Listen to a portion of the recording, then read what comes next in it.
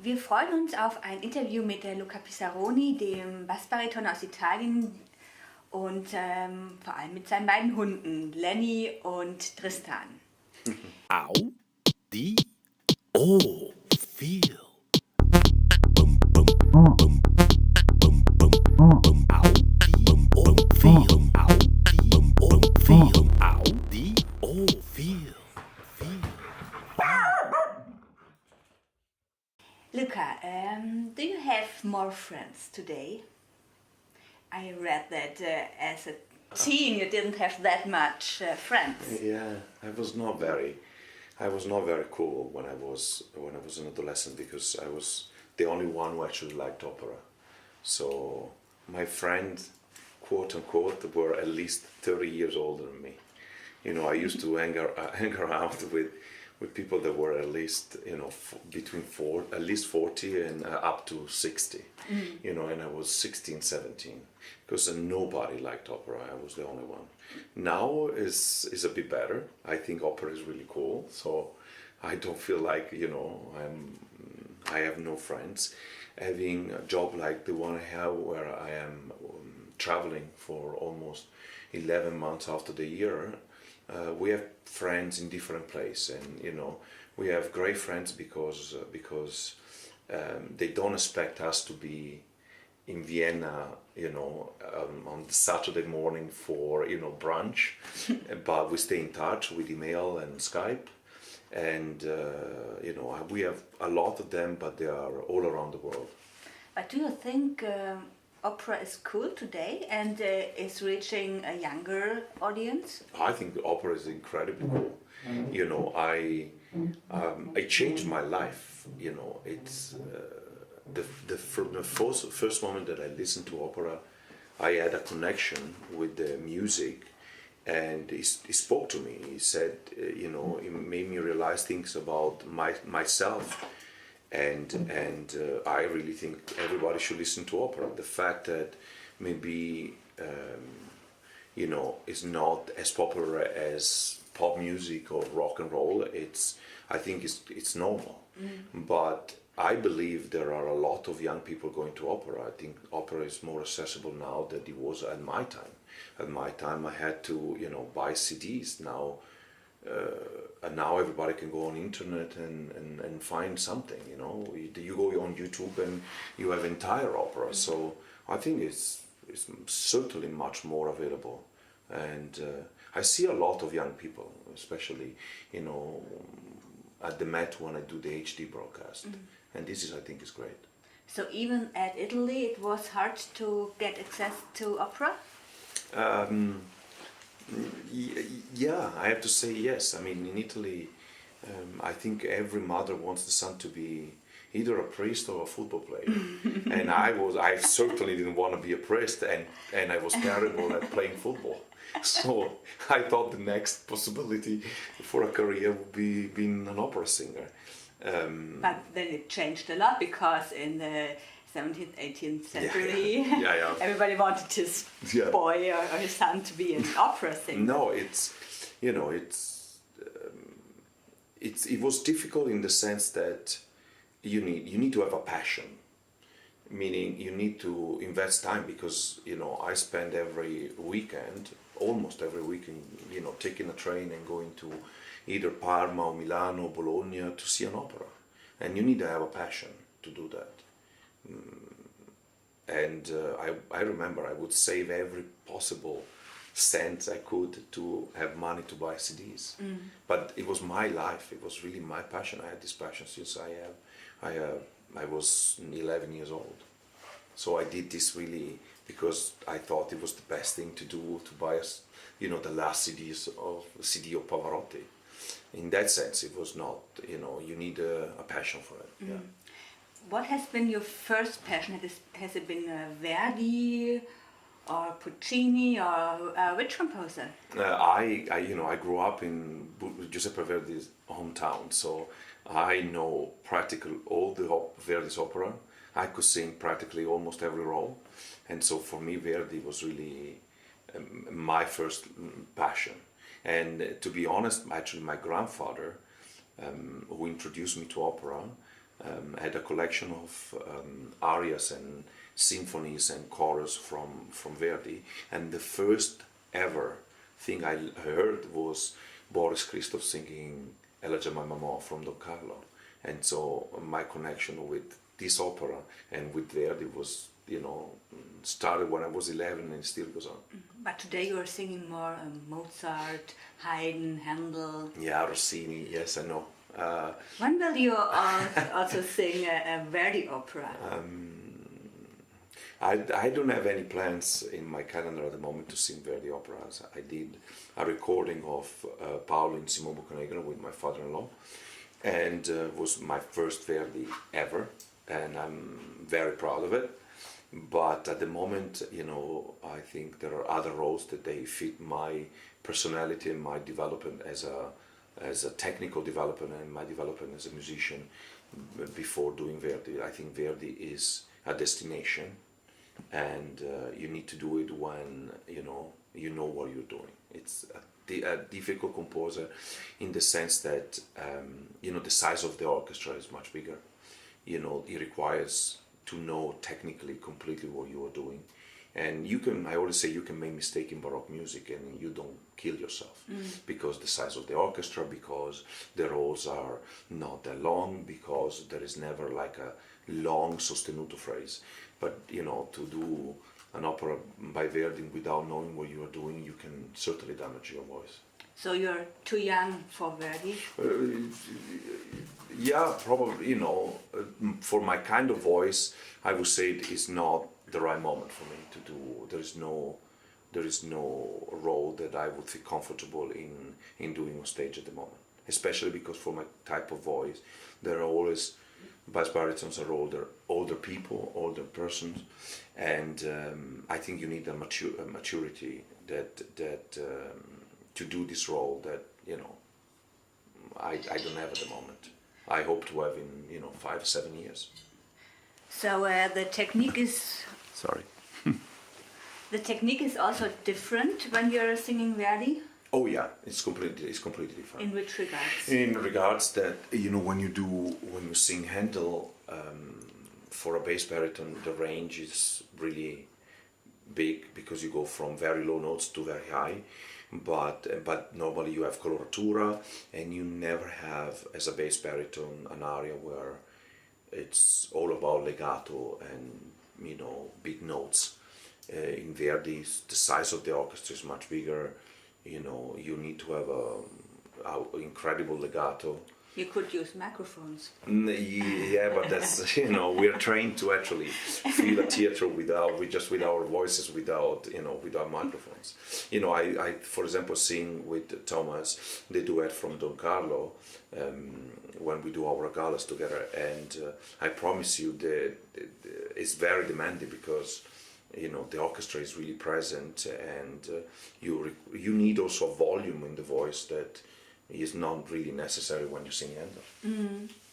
And are there many different characters in Mozart and Handel operas that are written for bass baritone, or is it rather stereotype? Look, in Handel, I have to say there are very few operas that they are really where the bass baritone is, let's say, the leading role. I can name two, which is one is Radamisto and the other one is Rinaldo, and they have beautiful aria, and I did them both and I enjoyed them very much because they are a great role to play.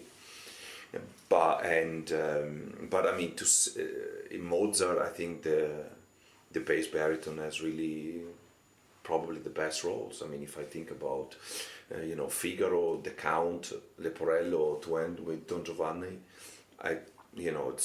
they are really demanding roles, and they require really a lot of knowledge, I think. So you're not jealous that you're not a tenor? Oh, of course I'm jealous. I would have loved to be a tenor, because I knew every single tenor aria that Verdi wrote, especially because I was listening to Pavarotti when I was a kid. But when I found out I was a bass baritone, I actually cried. At what age was that? I didn't sing between, I would say, 15 to 18, because men changed their voices. So they told me it's better that you don't sing. And I remember when I then finally opened my mouth at 18 and realized I could not reach those notes. I cried for weeks. And then I said, okay, at least I still have a voice. You know, it's not that high, but I still have something left. So you couldn't change it with more training No. to get the height? No, this is something that either you have or you don't have. You know, the quality of the voice and the kind of voice that you have, it's a gift. Either you have it or you don't. You can improve. And Or it's destiny. Yeah, probably it's destiny. Yeah. Well, that's a very good point. But you know, you can work on it. You can, you know, you can learn to do as little mistake as possible. But you know, if you're a bass baritone or baritone, you know, that's your voice. There's nothing you can do about it. Will your voice already or change when you're getting older? So you will once be a bass? My voice has changed. You know, if I think, you know, 5 years ago, I'm singing things now that I could have not sang when I was 5 years ago. Absolutely, and I think the voice changes with you. You change as a person. Your body changes, and because the voice, my body is my instrument, my voice will change. And I don't know if it will, you know, I will ever become a deep bass. I doubt it. I will always be a basso cantante. You know, and as you can hear, he's certainly a tenor. And I don't think it will, you know, I will ever be a deep bass ever. Even if you're getting... No, no. I don't think it's anything to do with it, honestly. You're from Italy, and Italy has this tradition of carnival at Venice. Is being an opera singer sometimes comparable with carnival? It's certainly a circus. I mean, for the traveling, for you know what we do on stage, but it's not really the same. It's not really the same because. There's more to do. I think opera has more to do with theater than with carnival. But you do have music. You do have silly costumes sometimes. Yeah, true.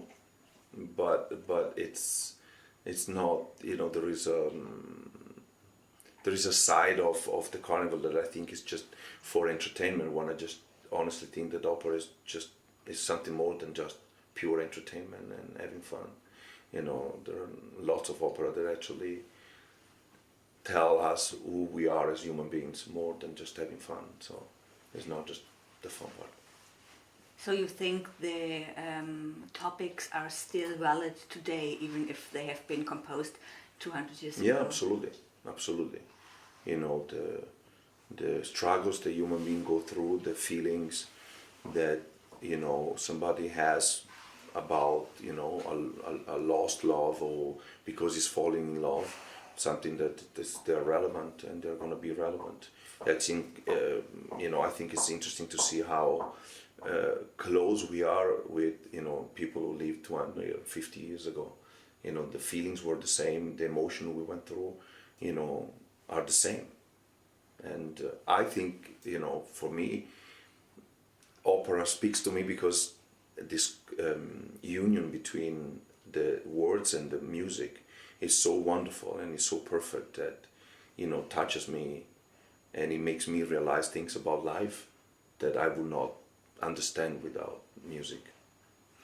What about modern interpretations of ancient or not ancient, but of old operas? I am not opposed to it at all. I'm quoting always what Walter Mayer said in an interview. As long as they are intelligent, I have no problem with it, you know, and I agree with her, you know, as if, you know, to update a production in you know, in modern time, it's intelligent and helps me to understand more what the piece is about. I'm all for it. I just don't like when somebody says, oh, it's such an old art form, let's try to make it relevant and make it more feel closer to us doing something modern. I have an issue with that, you know, because unless it tells me something about the character that I didn't know before, or gives me poses questions that I didn't ask before. I don't think it's necessary. But you're not singing that much modern operas.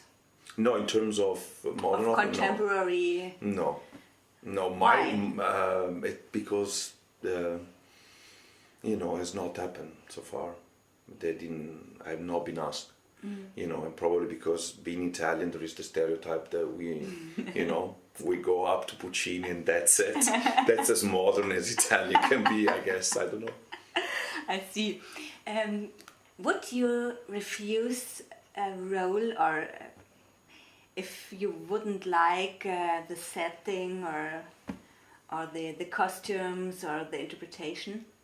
I've been, so far I have to say I've been lucky, because I always met a director who actually was open to discussion. They always come and they always have an idea, but sometimes I think they want to know what you think about the role, because if I am not convinced about what I'm doing on stage, it's very difficult. Then I'm able to convince the audience. So every time I had questions, or I would talk to the director and say, I'm not sure this reading works really well. They always been open and say, okay, let's find something where you feel comfortable. So so far I've been lucky about it. And you're traveling with your dogs. Have they already been on stage with you? No, my wife is really upset with me about this. There was one chance in Paris last year. I was doing the Count, and he has a very short recit with Antonio in the third act, and she begged me, said, take Tristan. But then they told me that practically everybody from the administration was in the audience, so I didn't want it to be a scandal. So I said, no, I can't do it. And so, but I hope one day it's going to happen. That maybe I think the perfect will be while I'm doing the Count to enter in the second act with both of them. This would be so fabulous. I think. They would love it. I'm sure they would love it. I would be okay with Tristan. I think Lenny would be a problem, because he would start greeting everybody and probably jump into the pit. But this could also convince me. I'm not that much into opera. I'm more into concert. Yeah. So this could even convince me to come to the opera house. Yeah. Then tomorrow when I'm singing my concert at the Philharmonia, I will have Lenny in my hands, or Tristan, both of them when I walk on stage. Are they good indicators for false notes when you're rehearsing at home? No. Lenny doesn't care, I have to say. Every time I practice, I have to say Tristan sleeps underneath the piano. Okay. And I think he sleeps. Probably when I sing badly, he wakes up. So when he's awake, I know that I don't sound that good.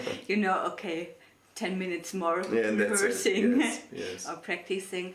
But it is like in the Walt Disney movies. So there's the bigger one who's not that intelligent, and the small, smart guy. Yeah, what do you say in German? I think Dick und Doof. Yeah, they are a little bit like this. In Italian we say Gianni and Pinotto, and they are a little bit like this. You should see them, because there is, they have a dialogue between the two of them without talking, which is really fascinating, and which keep our lives really, fun to look at it. And what about concurrents inside the family? Your father-in-law is a very famous singer. Yeah. There's no. Also bass baritone, so. Yeah, but there is no competition in this. First of all, our voices are really completely different. I'm a bass baritone. Thomas is a baritone, and apart from a couple of Mozart roles, we really don't have any repertoire in common. And I would say there is more than competition. There is a great deal of respect and trust, and I trust any advice that Thomas gives me, and we talk about the business and our voices, our technique, and we enjoy that, because in this business it's not that easy to find actually somebody who you can trust. And I have to say I was very lucky because my musical sensitivity is very close to the one of Thomas, and vice versa, which makes it very easy. You know, we have the same sense of aesthetic when it comes to singing. We are after the same goals about singing. We like pretty much the same repertoire, so it's good. And competition with other singers? I'm personally I don't have competition. I think everybody's unique, and the great thing is to actually find your own voice. That's the most difficult thing, I think, as a young singer. You need to listen to yourself and try to find out who you are as a person and as a musician. And when you realize that, I think you know that if you are yourself, nobody can imitate that, and that makes you unique. So it would be really silly to be jealous of somebody else, because there is no way I could be or sound like somebody else. The voice is so specific and so personal that there is no way you can replicate it. So I don't think it makes any sense to be jealous. So you're not a diva, a male diva? Oh no, God no, absolutely not. I don't, these days I think it's more like, it's something that happened in the 50s and the 60s. Now very few people are allowed weird behaviors, and it's certainly not bass, baritone and baritone. It's certainly more tenor and soprano. Certainly. Well, we are not. I met a lot of divas. But certainly not. We are, as baritone and bass baritone, we are not allowed to be divas at all. How many bass baritones are on the world? Not Yeah, that many, no, right? it's specific voice, because we have a darker color with the low notes of a bass, and the top of that reaches almost the one of a baritone. But the color is very specific. Is certainly darker than a baritone, and is not as dark and as deep as a deep bass. And I love to be a bass baritone because the repertoire is so big. There is so much repertoire for my kind of voice, and it's not just in opera, but it's also in when it comes to songs and when it comes to concert repertoire, which allows me to sing really a lot of repertoire, which is really great. And there are few very famous bass baritone, but I can name Jose Van Damme, who was an idol of mine, and Bryn Terfel, I guess, and but the voice is really specific and the repertoire is specific. Yeah. So you are also very lucky in this regards that there is not so many concurrents. Yeah, in that sense, I have to say, after I realized I was not a tenor, then I looked at the repertoire I could sing, and I thought, well, it's not that bad. It could have been much worse, And is there any role you would love to sing in the future? Oh, I have a wish list. It's really long, But certainly, if I had to choose, I have a lot of Verdi roles that I would like to sing. Those are, because of my connection with Verdi, because it's a music that I listen, since I'm a kid. So there are a lot of Verdi roles that I love, and I hope one day to be able to do it on stage. And your favorite opera from Verdi? That's a tough one. That's a really tough choice. You can name 3, okay? Okay, Don Carlo without question. I would say Otello, but and Falstaff, but Macbeth and Falstaff is the Rigoletto. best. Yeah, there are. And Rigoletto. I have to say there are too many. I cannot choose. Verdi for me is wonderful because it goes directly to the heart in really. Yes, it's just such a sense of drama, and that he was able really to, in few minutes, to just go directly there and make you feel immediately what the character is talking about and what he's feeling. So when you're very touched when you're on stage, what about your voice? You need to separate this, because I always think the audience has to be moved and maybe either laugh or cry. We need to be somehow we need to be outside and not allow ourselves to be moved so much, because it would not be the right thing if I would cry and then nobody in the audience cries. So I prefer when I make a joke and I'm not the only one in the theater to laugh about it. But but it's not. It's kind of difficult, because when you sing, actually you perform, and at the same time you feel like you're outside watching yourself and listening to what you're doing. The worst thing you can do as a singer is judge yourself while you're performing. But it's certainly nice when you perform and to see that actually what you do moves somehow the audience, either because they laugh or because they are moved by it. Perfect. Thank you very much for this interview. Thank you. Au, di, o.